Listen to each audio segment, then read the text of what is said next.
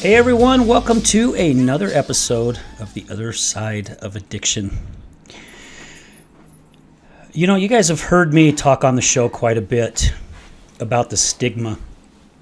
And I was just at a networking group the other day called ARC, and we spoke a little bit about stigma at that one as well. You know, and I'm just as guilty. You know, drive downtown, you see the homeless, you see the addicts and alcoholics down there, and we all think, let me rephrase that. I don't know if we all think, but I believe there is a good majority of people that basically look at people like that on the streets, and we think that the drugs and the alcohol and that are more important, and basically that's what put them out there. And the majority of the time it is. You know, they lose everything because of it. And you guys have also heard me say on the show many, many times, as well as our guests, it's not the drugs and the alcohol or the porn or the gambling, the food addiction, the gaming addiction. It doesn't matter what the addiction is. The brain works the exact same way. It's basically we're doing something to help numb us from something that's happened to us. So I want to share something with you guys.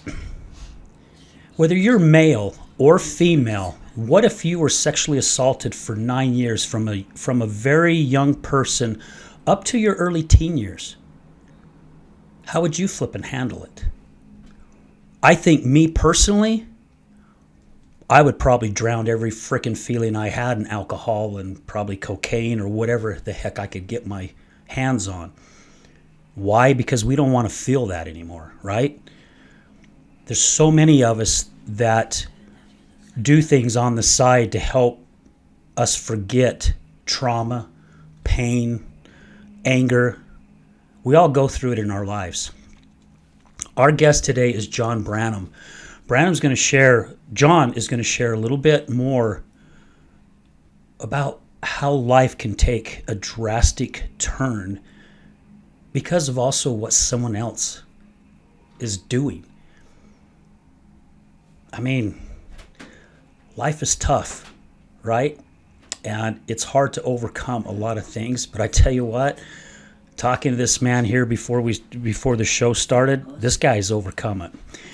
So he's got a lot to share with us. John, thank you so much for being here. Greatly appreciate it. Hey, thanks, Alfred. Thanks for having me. Oh, absolutely. You know, John here is another person that's come from Tosa. We've interviewed, I think, close to a dozen people, and I love every single one of them. You know, Dylan came in and just to say hi, and it's always great seeing him. We just had Jordan in here not too long ago being a guest co-host, and we've just had so many amazing people come on who, man, I would hang with you guys any day of the week. You know, Jordan and Dylan's really one of my, they're two of my closest friends. You know, I can't say enough about them. They have some pretty powerful stories, which has really impacted my life as well. Yeah. Well, you know, and that's what's really cool about having friends like that, right? It's the story's almost the same, but the journey is different. And it's nice to have someone in your ring that has your back and someone that you can trust. Absolutely. It's huge because we burn a lot of bridges, right? When we're in our addiction, there's a lot of bridges that we burn, and we finally get to where people don't want anything to do with us, you know. And it's nice to know that you've got brothers and sisters that are there that has your back. So why don't you let our audience know just a little bit about your life? Or you're not originally from here, is that correct? No, so I was actually born in Colorado, and so I moved to Alaska, and from Alaska I went to Indiana, and then I was raised most of my life in Indiana. You know, where to start? So my grandma pretty much raised me. My stepdad, he didn't really hold down a job much. And when he wasn't working, he was partying, and when he wasn't partying, he was at home, verbally, mentally, very abusive toward his children. So after him beating us, and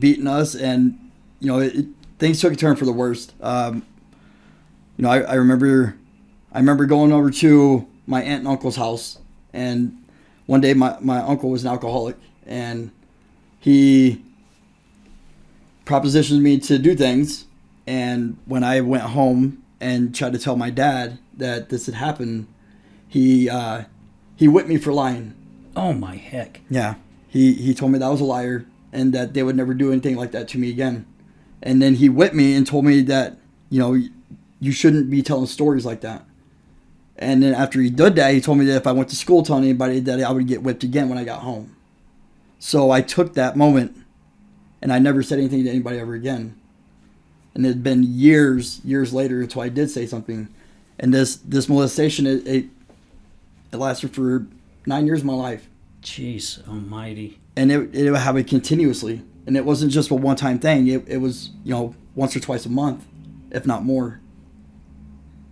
But at what point do you cry out and ask for help when somebody thinks that you're lying the whole time?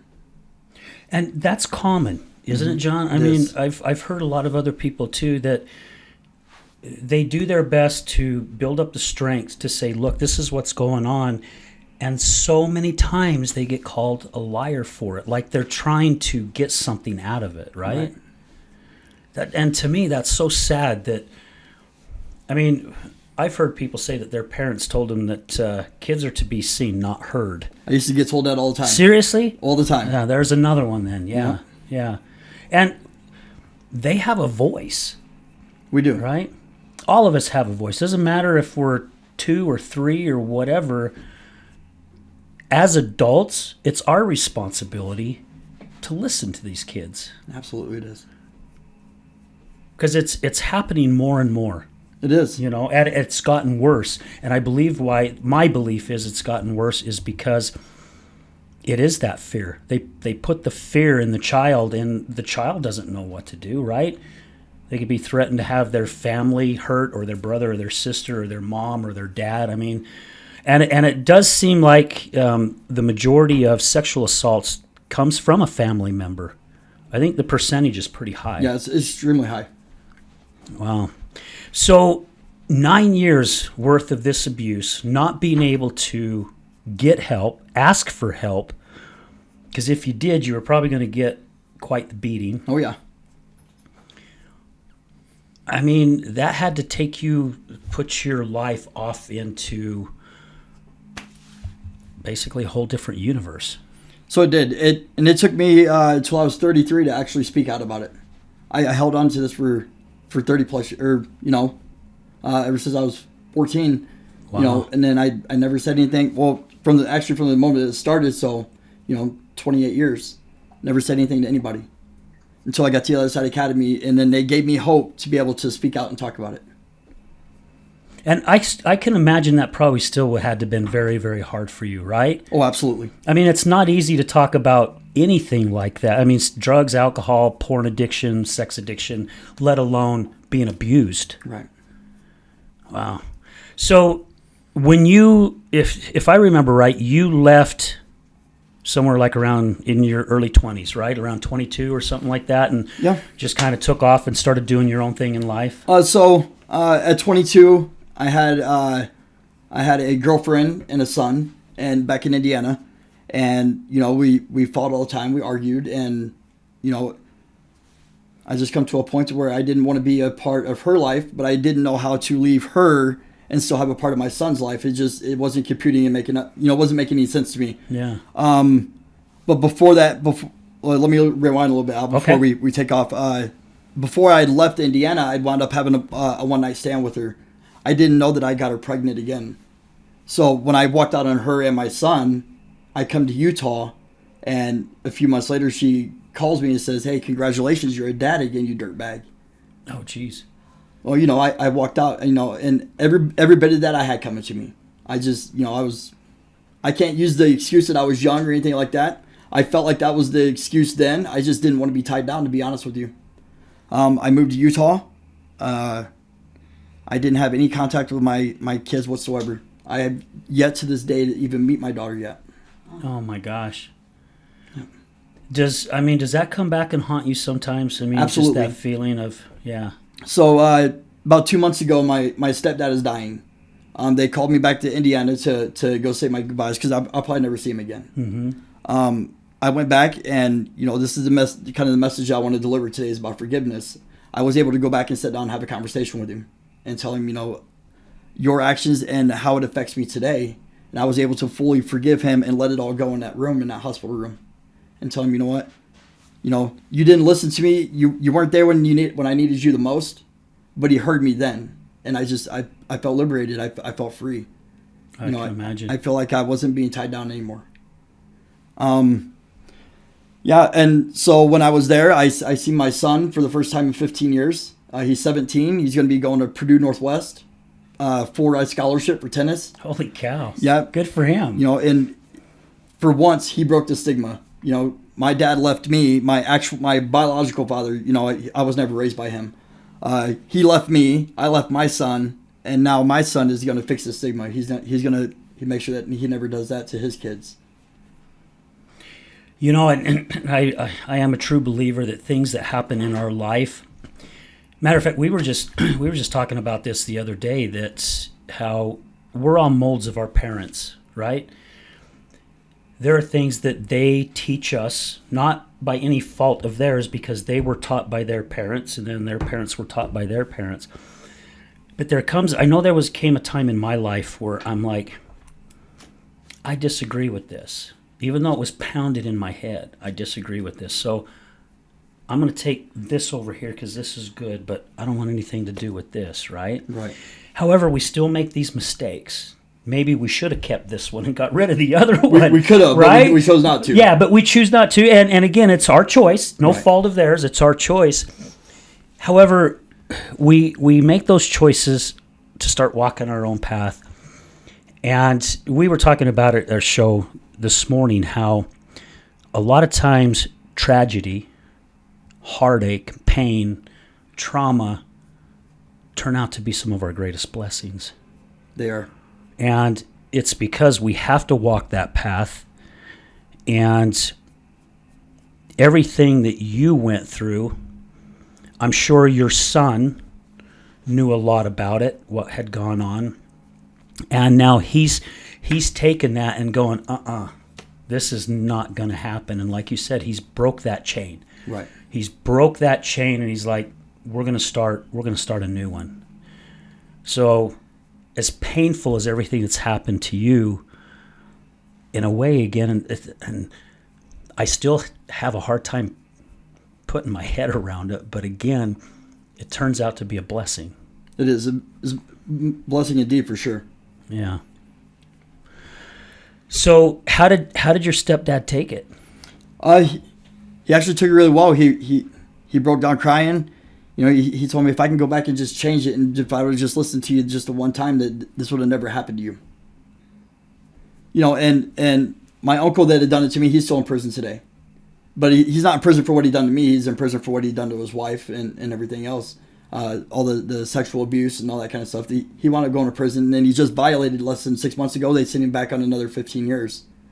So he's going to be doing his time. And I wholeheartedly believe today that, people that does things like that to innocent people, they have what they got coming to them. Yeah, absolutely. Yeah, I agree with that. I definitely agree with that.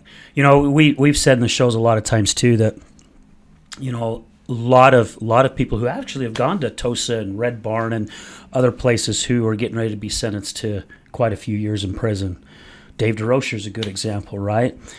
Very good man. Very, very good man. And unless you do something really major, I still don't believe that prison is the place for it. I just don't. Just the more I'm starting to pick up on things, there needs to be something different. Now, yeah, if you hurt someone, yeah, I get it.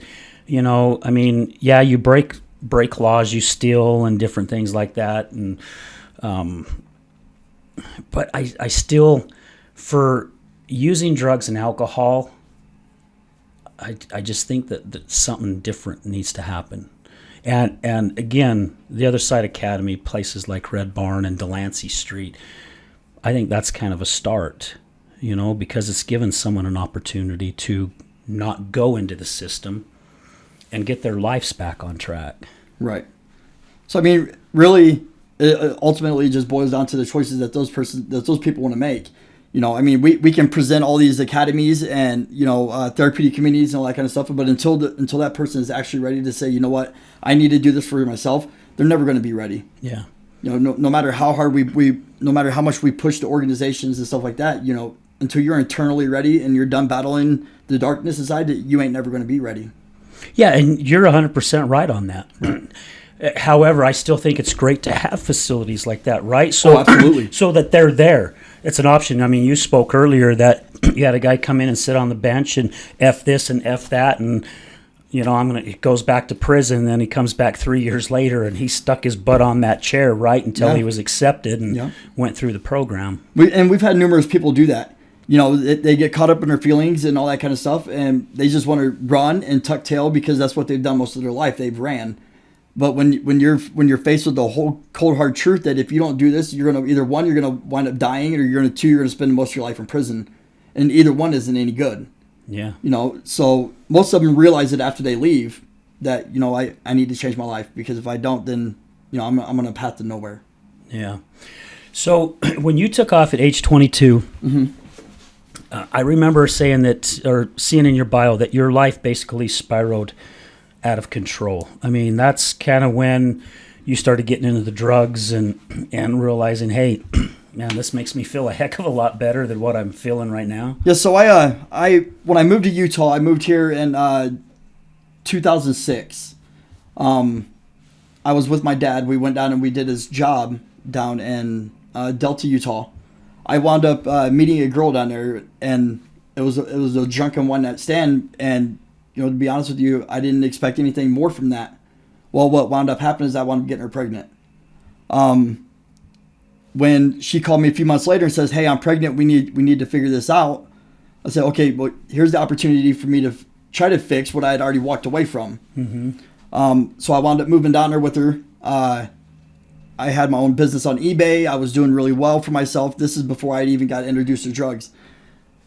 She was coming in and out of all hours of the night. Again, I didn't even know what drugs were at the time. I hadn't started using or anything. And one night she was in the bathroom, 4 o'clock in the morning. I go in there and I hear dead weight hit the floor, and I couldn't understand what was going on. I went in there and she had a needle hanging out of her arm.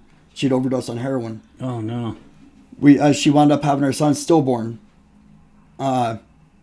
When he was stillborn, the doctor pulled me out and he talked to me and says, if she probably wasn't using these drugs, she would have definitely carried full term. After she got done at the hospital, we went home. We did like a cremating service, my son, and I told her I wanted you to take me and introduce me to what I just lost my son to. She took me over to the dope man's house, and from that moment on, I was off and running for about 10 years. Wow. And just all heroin? No, I never touched heroin. Oh, okay. So he obviously, you do heroin, you sell meth, you're doing everything else. Yeah. I tried meth for the first time, and it took everything away from me. Like I had no feelings. And that feeling that I'd felt the very first time when I used meth, I was like, I love this feeling, because I didn't think about any pain. I didn't think about any heartache. I didn't think about any of the abuse. But then as soon as I start coming down, I used that drug to fuel my addiction, and I destroyed everything in my path. Wow.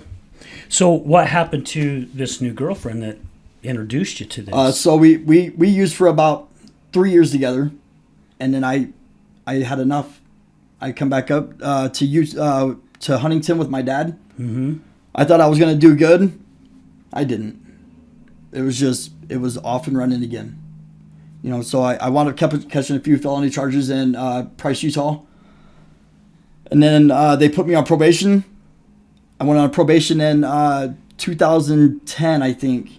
By 2011, I'd had somebody bore wire on me, and I'd had 5 distribution charges, five to lifes out of Emory County. They picked me up on a probation violation, and they offered me drug court. I took the plea, went to drug court, completed it successfully, and then after I completed it successfully, I moved up here to Salt Lake City to work with my dad. We were working at Thermal West Industries, and we do a lot of power plant work and all that kind of stuff. Well, we went back down to Emory County to do an overhaul on one of the power plants. I just decided I wasn't done.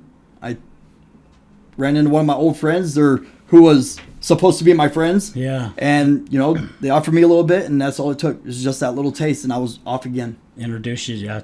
And it probably ends up going worse, right? Because when you don't have it for a certain amount of time, and then all of a sudden you have it, and you're like, oh my gosh, I miss this feeling. Yeah. Right? And so through this addiction, or through this whole journey of drug court, I'd wound up meeting the girl that I was with for 5 years. We wound up having a kid together. And then after moving to Salt Lake, I started getting strung out again. I wound up dragging my daughter and her through the block, through downtown, and we lived on the streets in the homeless shelters for about a year until I'd actually had somebody come get my daughter because I couldn't do it. And today, thankful to the Other Side Academy, they've granted me the opportunity and the ability to be able to reach out and start to develop a relationship with my daughter again. She talks to me when she wants to. There's other days where she goes weeks where she won't even talk to me at all. She's 8. And, if I would have got the opportunity to talk to her when I asked to talk to her, the relationship probably wouldn't be what it is today. Because, with Dave DeRocher's help, he kept telling me, you're not ready, you're not ready, you're not ready. And then the moment that I knew I was ready, then I actually reached out to her. And now I can say that, it's on the mends. It's not perfect by any means. Yeah. Me and her mom used together. Her mom wound up getting her back, and then she's been living with her mom. I do what I can in reaching out, and I talk to her every day, or I try to. Mm-hmm. So. Man, that's a hell of a journey, John. That's a lot of stuff to be going through, and it's crazy how quick life can turn, right? It's like I've just recently shared my story. Matter of fact, Robin was our guest co-host that day, and I had just sat down and had a meeting with Dave and Robin in Dave's office, and Dave was the one that was telling me that I needed to start sharing my story instead of my wife's story. And it just so happened to work out that day where Robin was here, our guest didn't show up, and Robin interviewed me, and for me it was got offered a line of cocaine at a party, and it had been a long time since I'd done it, and I'm like, my gosh, I missed this, and before when I did it, I just did it was just a fun thing. Yeah. I didn't feel like I was hiding anything, and I've looked back and I realized I was really wrong. I had a dad that was very, very rough with me. I got in trouble for everything, always getting my butt kicked. If I did something wrong, I got my butt kicked. If my brother did something wrong, or my sister, well, mostly my brother did something wrong, and I told on my brother, I got my butt kicked. Not him, but I was always the one. And I really think maybe even in those years when I was doing it, it was kind of like my release, so I could just kind of forget about that stuff. Yeah. But then it got to where, having a stressful job and different things like that, to where, every once in a while wasn't enough. It needed to be every week. Yeah. And luckily I was able to keep it just on a Friday and Saturday so I could work all week. But it was Friday and Saturday for many, many years. Yeah, it's always Friday and Saturday. We always tell ourselves, well, we'll just do it on the weekend and we won't do it during the week. And, and then comes the end of the week, you still got some left, or you still want to keep that same feeling, and it just carries through the week too. And Dave was asking about that, and even Robin. I'm like, no, seriously, I just kept it a Friday and Saturday thing. Wow. It was just a Friday and Saturday thing. And I don't know how I did it, but that's what I did. And I was so good at hiding it that my wife didn't even know I was doing it. When I lost my job because of a dirty UA, can you imagine me? I had to put my tail between my legs and tell my wife, I lost my job because I got popped with a dirty UA. After I promised her I'd never touch it again. No. Wanted to be this really good husband. I didn't start out very well. No. Sounds like you're off on a bad start. I was off on a pretty bad start, yeah. I even remember when she knew that I did that line at the party, she goes, you promised me that you'll never do this again. And I said, okay, I promise you. In the back of my head, I'm like, hell no, that ain't a promise I'm keeping. Yeah. I was just lying. But that's what I was back in those days, too, just a liar and a manipulator. Exactly. thinking I was a good guy, but you had to do some deep soul searching. So, well, I'd like to go a little bit deeper here, but right. let's stop for a commercial break. I think this right now is a really good time to stop for a commercial break. So, guys, stay with us, and we'll be right back to hear a little bit more about John's story.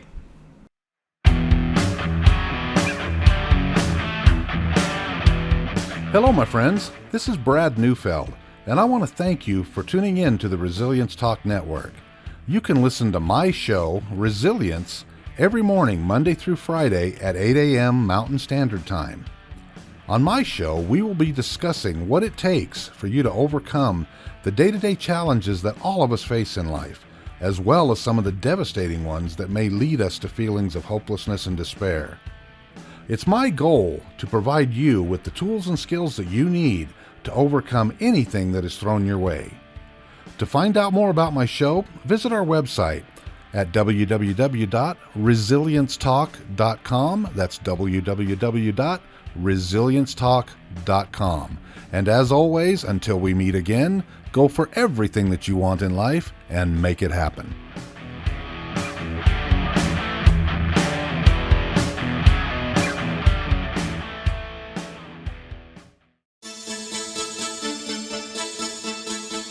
Do you know someone who's gambling with death due to an addiction? Do you know someone whose life is being turned upside down due to a loved one that's battling with addiction? Hi, I'm Al Richards. I am the host of the Other Side of Addiction podcast. I started the podcast due to my wife's battle with alcohol. Let's just say I became addicted to her addiction. Our podcast is helping people understand a little more about those who have battled addiction and those who are hurting from their addiction.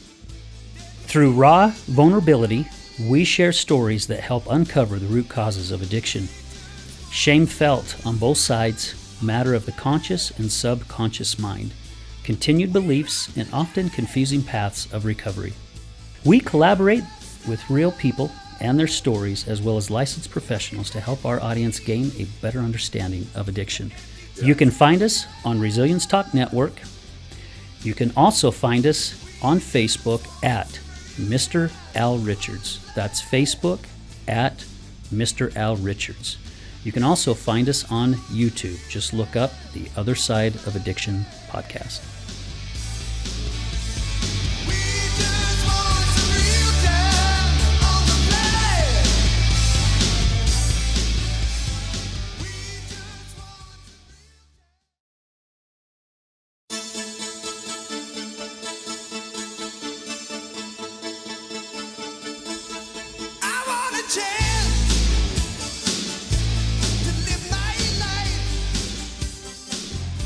Hey everyone, welcome back to the Other Side of Addiction and our kick butt guest, John Branham. So John, again, thank you for being here with us today. Thanks for having me, Al.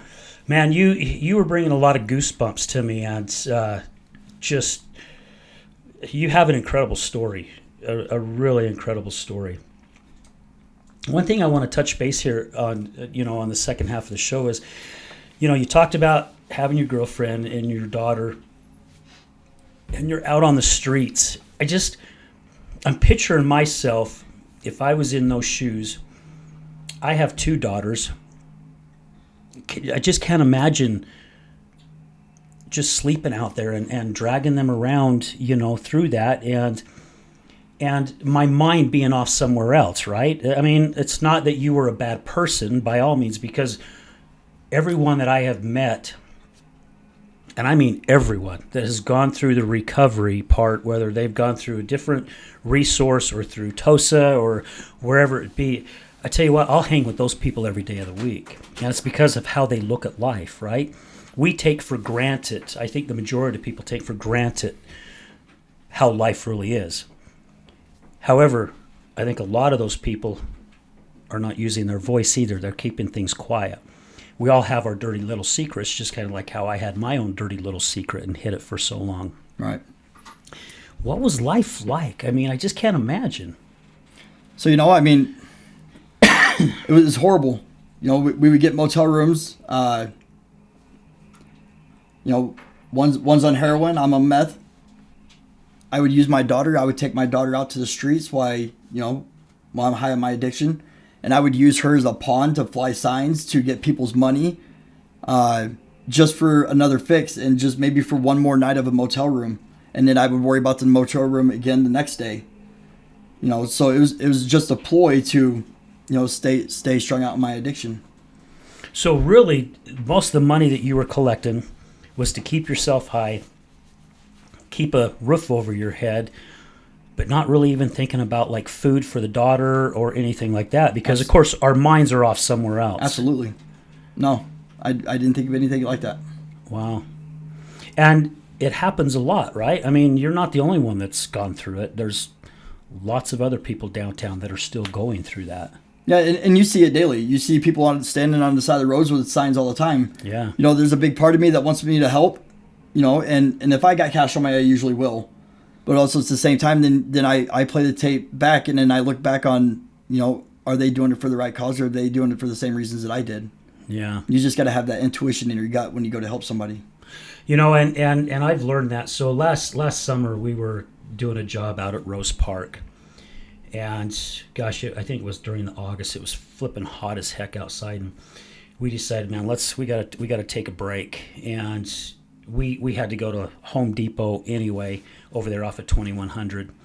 And we went from 2100 from there and went over to State Street and stopped in at an Arby's, and to get something to eat, get out of the heat, have a nice cold shake and stuff. And there's this gentleman who was sitting close to us, and I could tell he was homeless, and he's just kind of looking for a cool place, and had his cup of water, because you can usually get water for free at those places. Sure.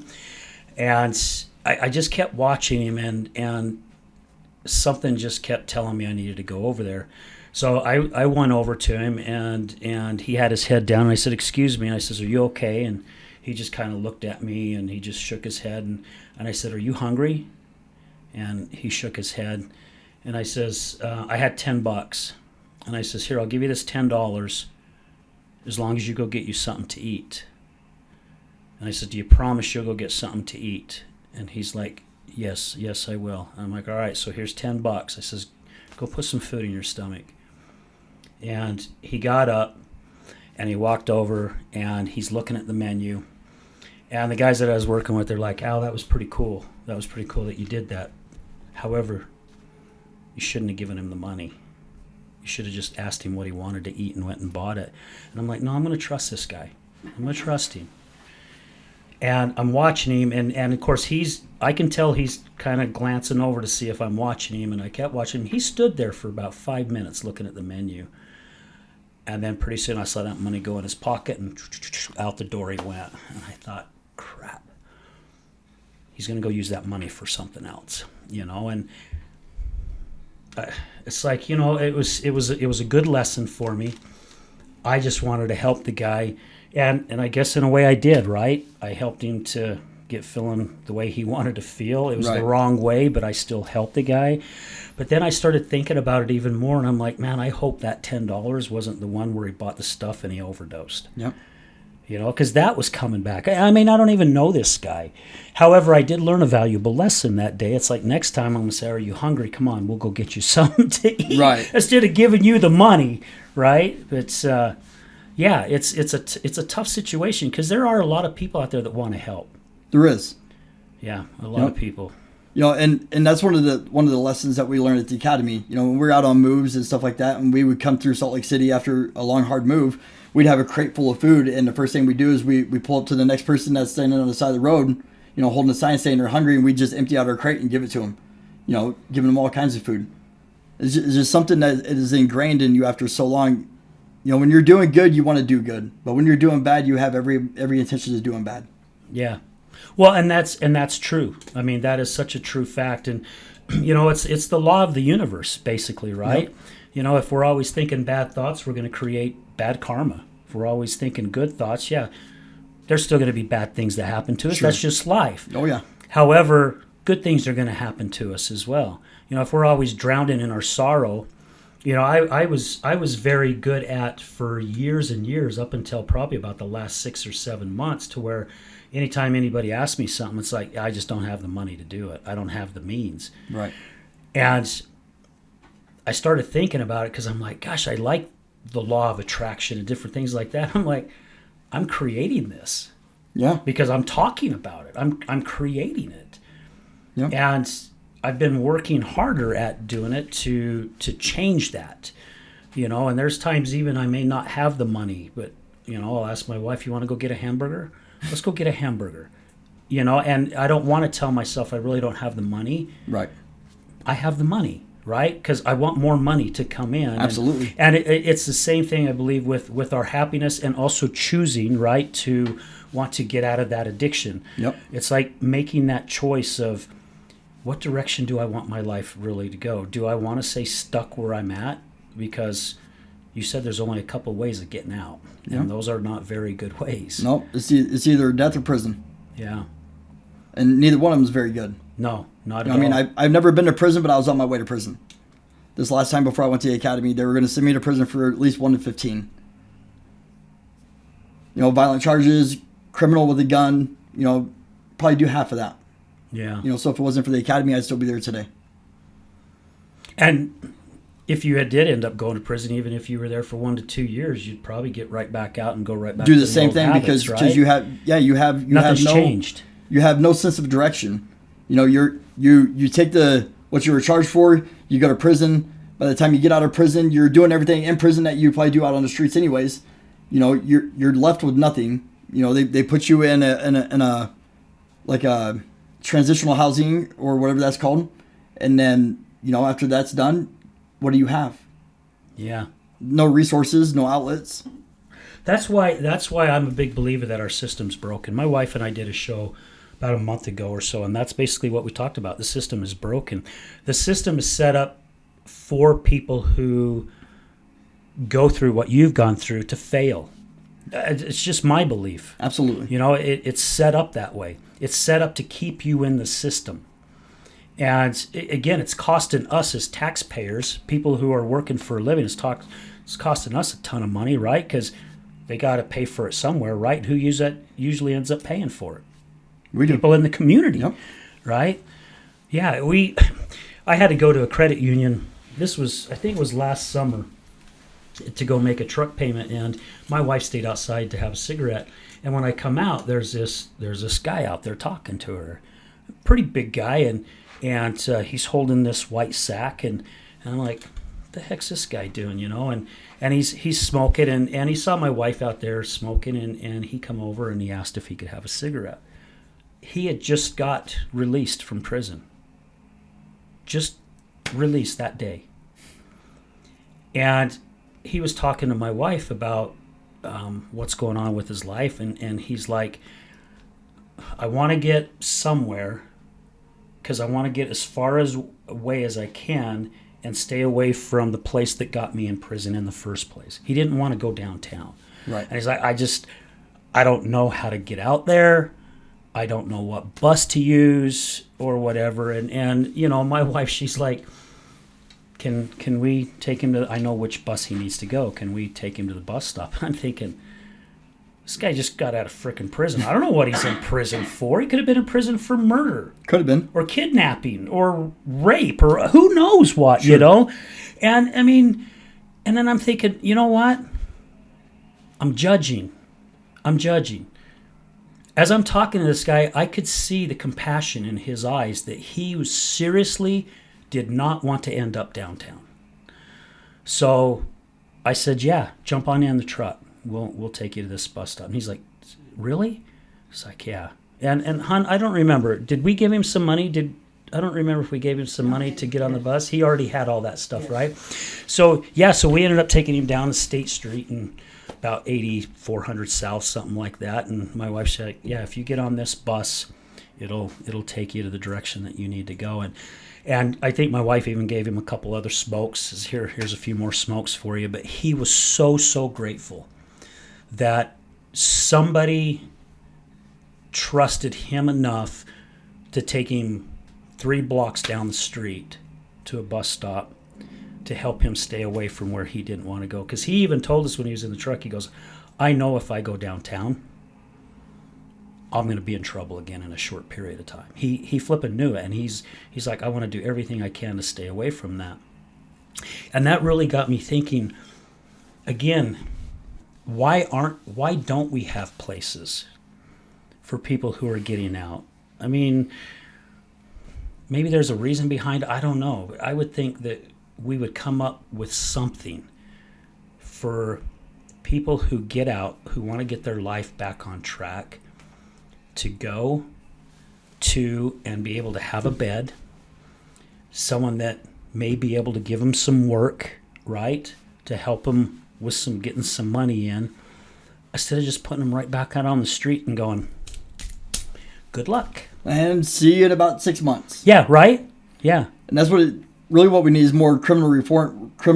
If we can get in there, and whether it be the Other Side Academy or Delancey Street or Red Barn or anything like that, we need to be able to promote more in order to build the system, to get them to where they need to be.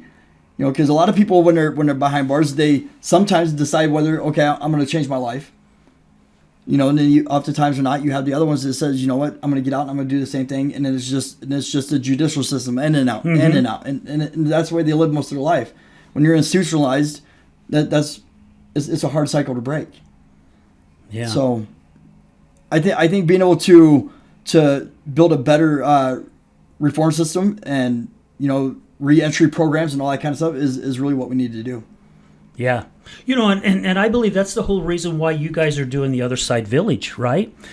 To help give a place for people to go live. And well, it's more of the mental health side of things. Okay. I can't really speak much on it because, obviously our entities are joined together, but it's more of a mental health side of things, because with our academy being, the non-licensed medical facility, we can't do the whole dual diagnosis or anything like that. So now we have therapists and stuff like that works for the village. And so that's what they specialize in doing and taking care of people with mental health. And I think that is great. I mean, I love everything that TOSA is doing. And it's to help people.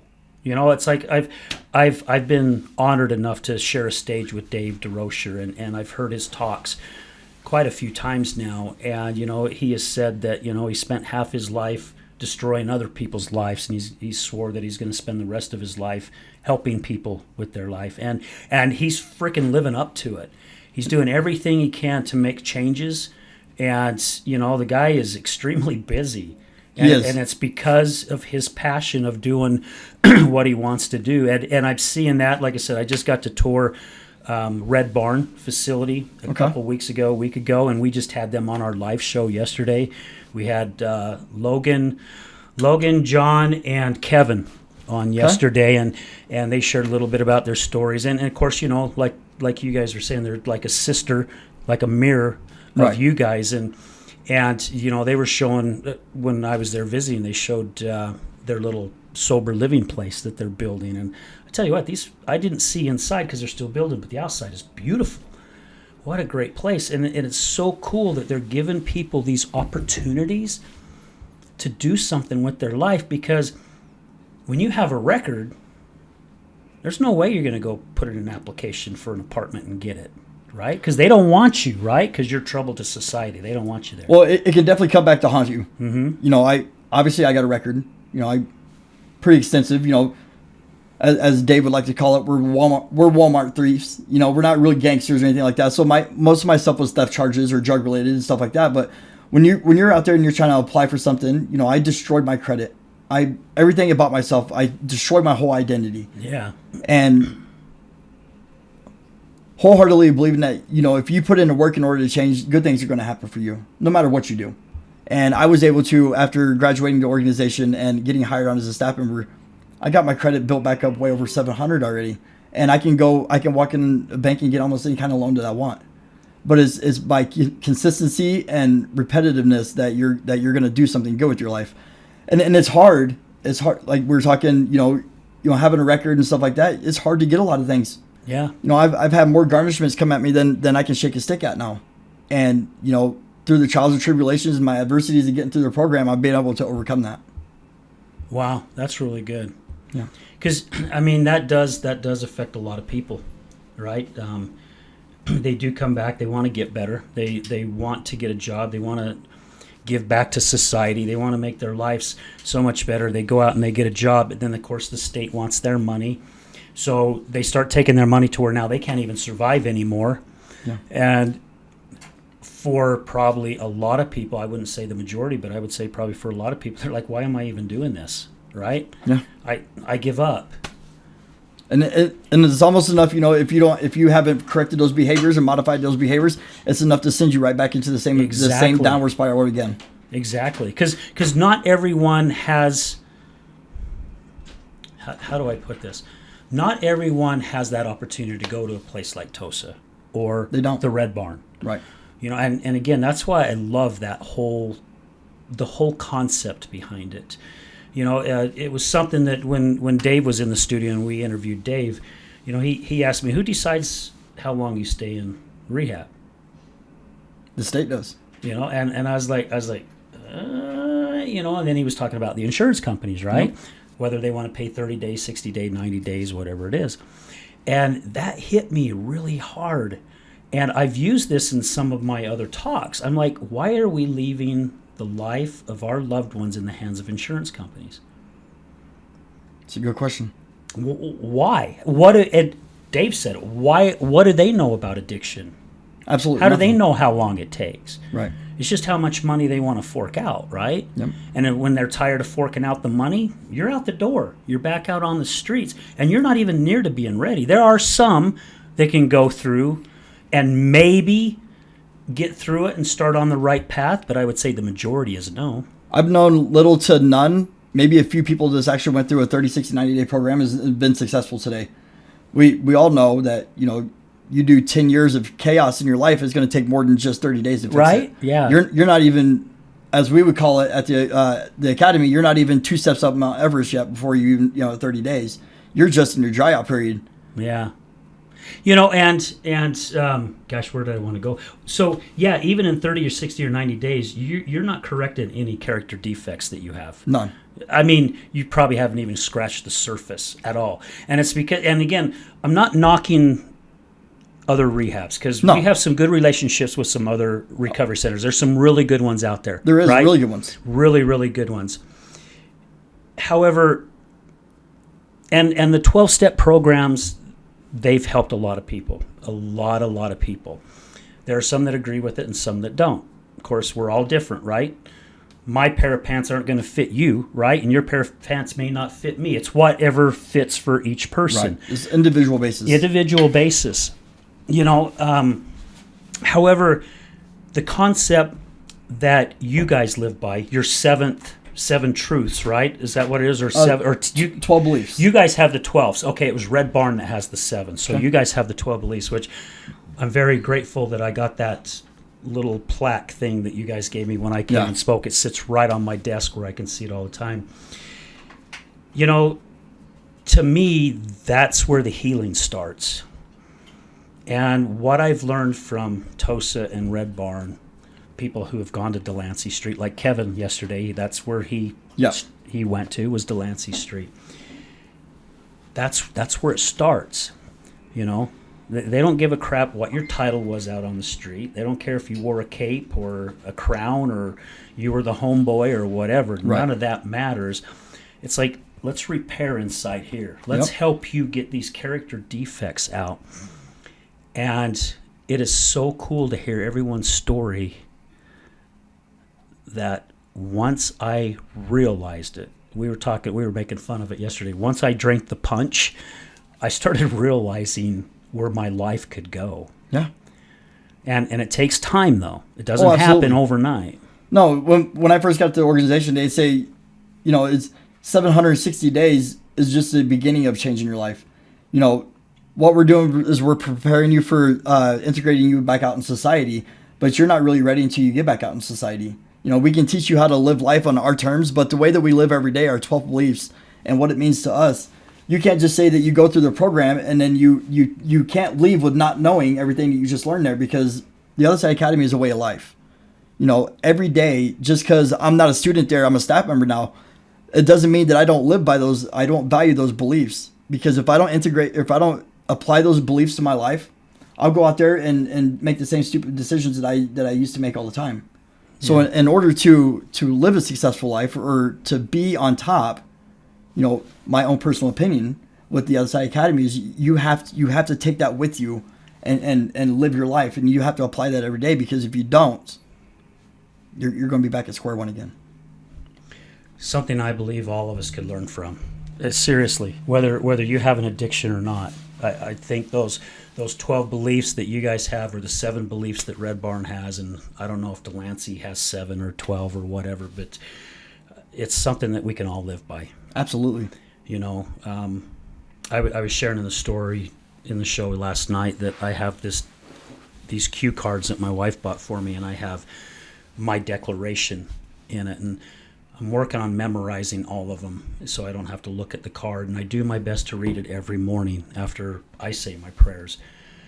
And it's things like, I am not my past, I am not my mistakes, I will be a better man today than I was yesterday, I am love, I know I can't do life alone, I need God and Jesus' help, and it's sayings like that I tell myself. And I shared yesterday that when I first did this, and I learned it from a book that I read called The Ultimate Coach from Steve Hardison, which I just recently found out is Jordan's uncle. Which Jordan Holdaway. Jordan, blew me away. So I saw Steve make a remark on the show we did with Jordan, and I was like, oh my heck, it's his uncle, which is really, really cool. And it says that in that book that you do a declaration, and when I first started writing them down, and I have kind of scribbled them out and rewrote some new ones and then kind of changed things around, but I was reading them really quick, and it took me quite a while to realize that I wasn't really reading it the way that I needed to read it. And now I really slow myself down, and when I read it, I'm doing my best to feel the words that I'm actually reading, because right. I want to be that. I want to follow that declaration, right? Just like you want to follow those 12 steps, yep. Right? Every day. Yeah, every single day of the life. And it makes life a little more bearable. Makes life a whole lot easier. Yeah. I even shared in a story that, or last night, my wife and I had a disagreement a couple of weeks ago, and she went to go stay with her daughter, and I remember I was sitting at home, and I'm like, I got a phone number. I could probably call someone. I was thinking about doing coke. Yeah. And Dr. Mike, who was with me, is like, don't tell me you did. And I'm like, man, I was really thinking about it. And it was like what happens to a lot of us, right? A tap on the head, and it's just constantly going until it starts irritating the crap out of you. Yep. And I've come up with tools now that says, okay, I got to do something. So I'm like, I can do some stuff. I'm wanting to do a TED Talk, so it's like I'm writing stuff down in a book and my thoughts and different things. Before I realized it was 10:30 that came around. When I looked at the clock and I went, oh, it's too late now. Right. Right? I don't want to start at 10 o'clock or 10:30, so yeah, and it was just certain steps, and then of course my belief too, going, no, I don't need to do this. So, and a lot of people don't understand that. A lot of people don't understand that that jab in the side or the thump on the head it's constantly there. And Dr. Mike mentioned last night, he's like, as long as it's been, don't you think that it would ever go away? And the 3 guys that was here from Red Barn and myself, we all shook our head. No, it doesn't go away. It doesn't go away. It may get buried a little deep. However, it only takes wipe a dust off a table for it to surface right back up, right? So when it arrives for me, in the moment, I immediately go downstairs, because I live at the academy on property. So when stuff like this happens, I immediately go downstairs and I put myself in somebody else's life, because if I'm helping them, and then I got to live up to what it is that I'm telling them that they need to do. So every time I tell them, think about playing this tape forward. Of course we all have fun when we were using drugs. You can say that the feeling was nice and all that kind of stuff, but you had to play further than just that feeling. Where's my life gonna be in the next 10 minutes if I do this? What could potentially happen in my life in the next 2 years if I do this? And it's a further down the road that you need to look, instead of just looking in that very moment we talk about the feeling of being just right here. You know, you're surrounded with the disease of me. You know, you got to get outside yourself and start making it about somebody else. When you start making it about somebody else, you know, then you're really not thinking about using that. You know, right. Or destroying that character that you spent so many years trying to build up. Yeah. But also at the same time, it's while you're helping that person, you're literally giving yourself that therapy. Yep. When A helps B, A gets better. Exactly right. Exactly right. You know, Clay said it when he was on here. It's like, yeah, my new drug, man, is helping other people. It is. You know, it's giving back. It's volunteering. He's like, that's my new freaking high, and he loves it. I mean, you can see it. It's when I can speak for almost everybody at the academy. That's our new high. Is the best high I ever felt. Yeah. You know, when you help somebody come in off the streets and they're sitting on the bench, and you know you accept them and they have that relief, and okay, I don't have to do this anymore. I don't have to live that way anymore. That gives you a more internal high than you can ever experience. You know, because you could potentially have been that person that just saved that guy's life or woman's life that, you know, stopped them from going down the road and sticking a needle in their arm and dying. Yeah, right. So when we say we save lives, we literally mean we save lives. Yeah, and I'll ditto it or concur it or however you want to put it, man. I agree with what these guys are saying. What do you want our listeners to get out of this message today that we've been talking about? You know, my biggest thing is forgiveness, Al. Okay. You know, I know people are out there that doesn't want to speak up. They don't want to talk about it. They want to be buried in the trauma, or maybe they just don't know how to talk about it. Maybe they don't know who they can approach. You know, and it's really a trust thing. You know, if you can find that one person, just that one person that you can feel trusted with, or even a group of people, talk about whatever it is that's going inside you, because until the point that you wake up every day and you can fully forgive the people that has done horrible things to you or the things that you've done to other people, you're never going to live a successful life. You are never going to be free of that. Whoever it is that owns you, or whoever it is that you've done things to, you know, make amends, forgive them, because if you don't forgive them, you're never going to be free. You're going to be captive by your own self. And you as a person should have the ability to have full control over your life. Until you let that go, or let go whatever it is inside you, you're never going to be free. Yeah, I'll have to agree with that. Yeah, I was telling you the story a little bit, you know, before we started the show about me fasting and hitting my knees, and yeah, and the word forgiveness kept coming up, and I remember that they were saying, do I forgive my wife? And I was like, heck no, I'm not going to forgive her, you know. And then I finally realized it was me that God wanted me to forgive.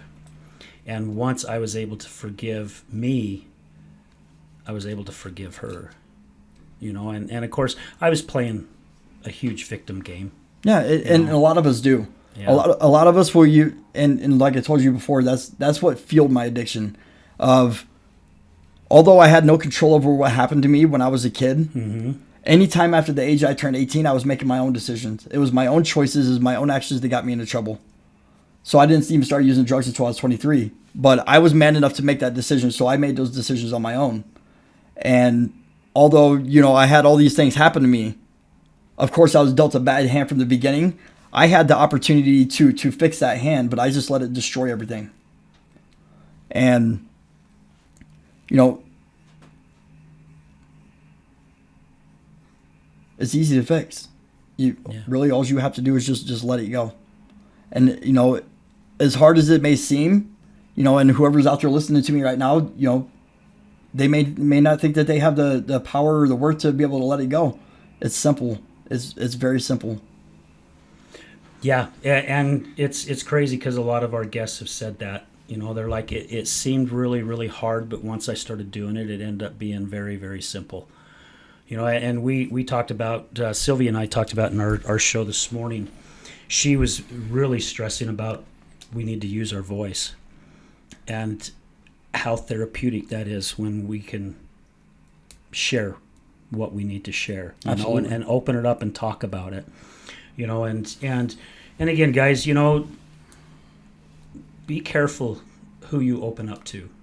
You know, again, it's someone that you need to trust, someone that will sit and listen to you, I've shared many, many times that my wife told me once, for once, I wish I'd be her husband instead of her damn therapist. And I still didn't get it. I was still doing my best to be her therapist. Even though I'm not licensed, I was doing my best to be a therapist, right? I think I wrote my own certificate. It's, again, someone that will sit there and listen, because really we need that, right? We got to have someone that will listen. And in a facility that you're in, man, you got a lot of brothers and sisters that will be there to listen to you and help you get through whatever it is that you need to get through. Yeah, so the good thing about the academy is when you come in, you come in as this person that you were talking about wanting to change. The further you are into the organization, if you actually put in the work that we ask you to put in, you're going to notice a change. They always say that change is inevitable, but growth is optional. You can choose whether you're going to grow, or you can just stay the same person that you're going to be and then wind up going out there and being the same person that you've always been. But if you take the opportunity to learn what it is that we're teaching you, I can promise you that you will change. And, that's why we set people up for success and all that kind of stuff. But going through the organization, you butt up against, the person that you are wanting to change, and it becomes an internal battle, and you decide whether you want to keep doing this or not. Me, for myself, I lied for the first 15 months that I was there. I was a habitual liar. I could wake up with cookies in my pocket, and they'd ask me how they got there, and I told them I don't know. They were in my pocket when I put my pants on. Well, whose pants are they? I don't know. They ain't mine either. I mean, that's how bad I was. I had it bad. And Dave DeRocher, he told me, he's like, this right here, you can change this. And I never really knew exactly what he meant until one day I was standing there brushing my teeth. I was looking in the mirror, and I'd been here for, I don't know, probably almost a little over 13, 14 months. So what are you doing so different today than what you did when you were out there living on the streets? And the answer was, the only thing I wasn't doing different was I wasn't doing drugs. I was still the same person. I was still a manipulator. I was still a liar. I was deceitful. I didn't want to take feedback, but I heard Dave's voice in my head saying that you can just turn this off. And I literally stopped lying that day. Wow. I'm the same man in every room. No matter the consequences of my actions, you can ask me if I did that, I'm going to say, absolutely, I did that. That was me. Because I really don't care about the consequences, because if you have integrity, nothing else matters. But if you don't have integrity, nothing else matters. Yeah.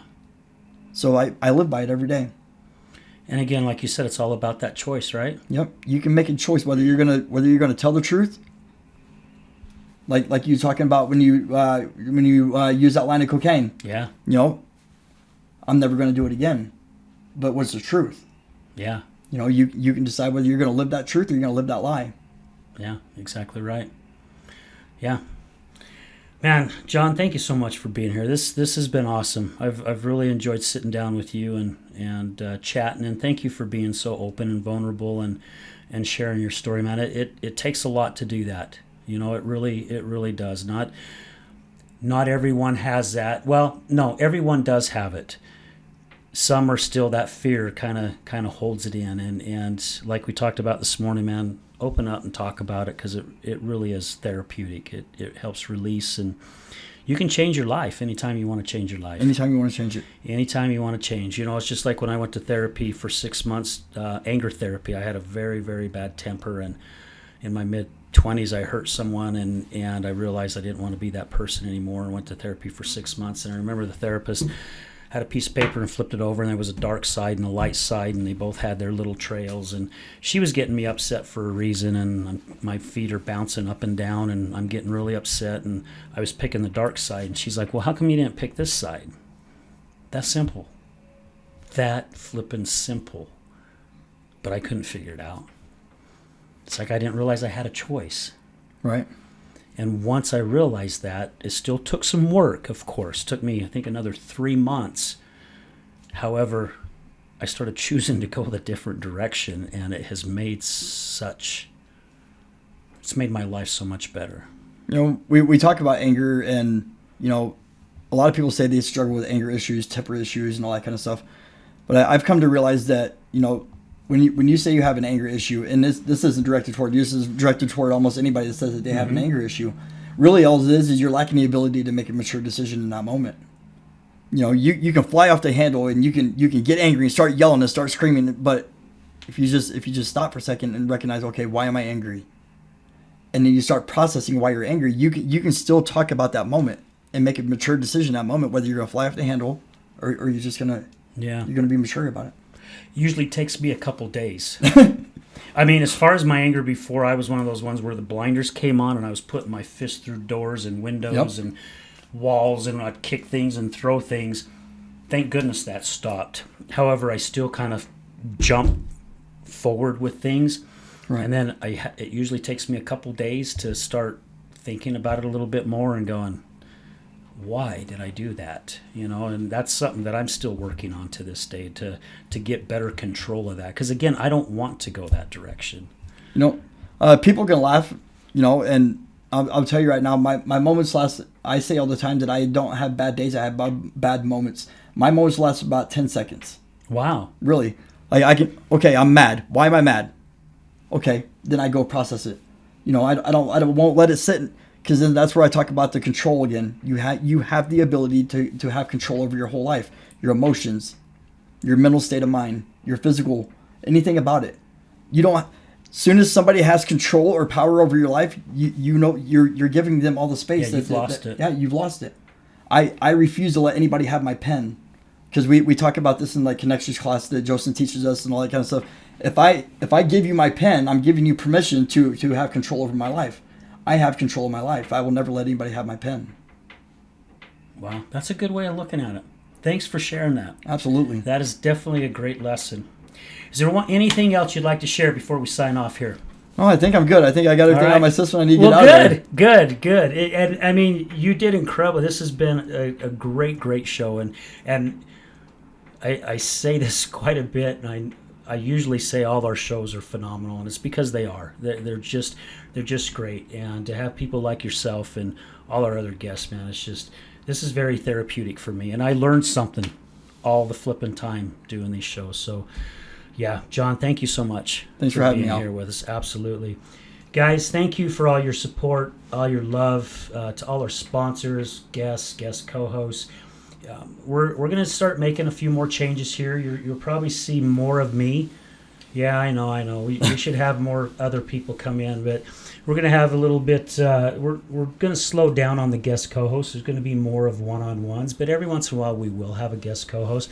So we're making a few changes that you guys will see, and we've already started making some changes in the show. I don't know if you guys have noticed, but we're working on just wanting to become better. We're wanting to do a better show.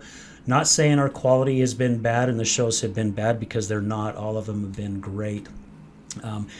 Just we're wanting to move it up a notch, right? We've grown so much here, coming up on 2 years, and we're going to continue to grow. And we just have to say thank you to all you guys, all our listeners, sponsors, Resilience Talk Network, everyone. Just really appreciate your support. And again, when you guys hear one of our shows, man, please go in and like us and subscribe. And now that we're, find us on Apple. Please go in and subscribe to Apple. Find us on Podbean. Like us on there. We're almost at 1,000 downloads on Podbean, guys. So we're actually we're doing better on those two platforms than we are basically on YouTube. And even though our Facebook page gets quite a few views, anything you guys can do, please help us out, because the more that we grow, the more people that we can reach. And if you know someone who's interested in being a guest on the show, man, let us know. Would love to have them. And please don't forget our Wednesday live show. We've got some great guests coming up to share a lot of good resources. So, yeah, keep checking us out, guys, man. We really love and appreciate you. And, I got one more thing to share before we sign off, guys. Mark your calendars for Saturday, April 15th. That's Saturday, April 15th at the Miller Free Enterprise Building in Sandy. That's the Salt Lake Community College, just right off of I-15 and 90th South, just south of where the Colonial Flag's at. We've got our second annual Healing Utah Success Summit coming up. Our good friend Mallory Roosh is going to be talking. Brad Neufeld, who is the owner of Resilience Talk Network, he will be one of the speakers, and I will be speaking. Some of our vendors will be up speaking. Some of our sponsors will get up and just share a little bit. But tickets are $35.